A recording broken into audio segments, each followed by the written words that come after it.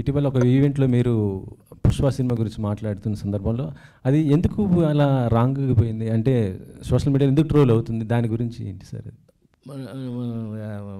అల్లు అర్జున్ మొన్న మేమిద్దరం కూర్చున్నప్పుడు తను అన్నాడు, అంకుల్ మీరు ఆ మాట అనలేదని నాకు తెలుసు అన్నాడు. పిచ్చోడా నేనే అన్నారా బాబు అన్న. అయినా మీరు అన్నదే ఆ ఉద్దేశం.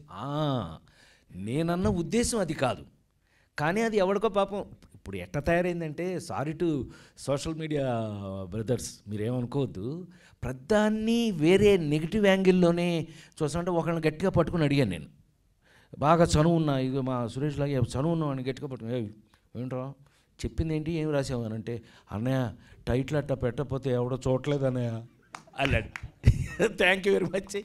నువ్వు చూడటం కోసం నువ్వు టైటిల్ ఇప్పుడు ఏముండదు దాంట్లో నెగిటివ్ అంటే, పర్టికులర్గా మన కేసు సంగతి, మిగతా వాటి గురించి నాకు తెలియదు, నేను పెద్దగా ఫాలో అయ్యేవాడిని కూడా కాదు. అలాగా నేను ఎప్పుడు కూడా ఎవరి గురించి కూడా నెగిటివ్గా మాట్లాడాలని అనుకునే మనిషిని కాదు. ఆ రోజున కూడా మనం మాట్లాడింది మీకు బాగా గుర్తుండి ఉంటుంది. ఇప్పుడు హీరోయిజం అని అంటే కనుక లేడీస్ టైలర్ హీరోనా ఎదవా అన్నాను నన్ను నేనే.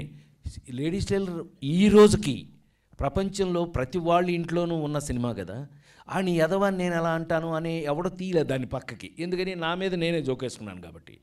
అప్పులప్పారావు ఉన్నాడు, వాడు హీరోనా, ఏమండి 10 మందిని కొట్టి వీడు పెద్ద హీరో కాదండి. నేను చేసిన క్యారెక్టర్స్ అన్నీ కూడా ఒక లేడీస్ టైలర్ కానీ, అప్పులప్పారావు కానీ, పేకాట పాపారావు కానీ, ఇంకోటి కానీ సమాజంలో, మన చుట్టూ ఉన్న సమాజంలో మన పక్కనే ఉన్న క్యారెక్టర్స్. ఇవాళ షష్ఠపూర్తి ఏంటండి, మన ఇళ్లలో జరిగే 60వ సంవత్సరం పెళ్ళి షష్ఠపూర్తి అంటే అంతే కదా. ఇది కామన్ మ్యాన్ నుంచి తీసుకున్న హీరోల్ని నేను ఎక్కువగా హీరోగా యాక్ట్ చేయడానికి కుదిరింది. అలా కుదరటం వల్ల నేను అందరి మధ్యలోనూ, ప్రతి ఇంట్లోనూ, ప్రతి ఫ్యామిలీలోనూ ఒక మనిషిని అయిపోయాను అని చెప్పడం జరిగింది. చెప్తే తను నవ్వేశాడు, అల్లు అర్జున్ కానీ ఆడేవాడో రాశాడు అని అన్నాడు. రాసినాడు ఆనందపడి ఉంటాడు కదా, కానీ తర్వాత ఎందుకన్నా అందరూ తిడుతున్నారు, తొక్కేశాడు.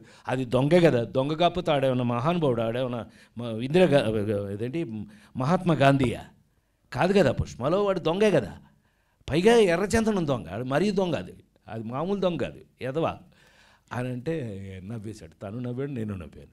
చెప్తున్నా ఎవరో ఇప్పుడు మీరు ఇందాక మనం అనుకున్నట్టే సోషల్ మీడియాలో అసలు ఏం దొరకట్లేదు అని అంటే ఈ మాత్రం దొరికితే ఊరుకుంటారేంటి సార్?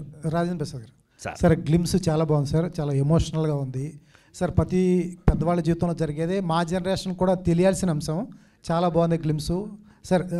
షష్ఠపూర్తి ఇది చాలాసార్లు చాలా సినిమాల్లో వస్తున్న కాన్సెప్టే. రీసెంట్గా శతమానం భవతిలో కూడా షష్ఠపూర్తి గురించే సినిమా మొత్తం ఉంటుంది. ఇట్లా షష్ఠపూర్తి గురించి చాలా సినిమాలు ఎన్టీఆర్ గారి దగ్గర నుంచి అంతా చూస్తూ వస్తున్నాం ఇప్పుడు వరకు కూడా. మళ్ళీ కొత్తగా ఏ ఎమోషన్ చూపిస్తారంటే, షష్ఠపూర్తి అంటే 60 ఏళ్ళు దాటిన వారికి పెళ్లి చేయటం అనేది మాకు తెలిసింది. ఏముంటుంది కొత్తగా, అన్నీ తెలుసు కదా మాకు, ఏ ఎమోషన్ చూపిస్తారు?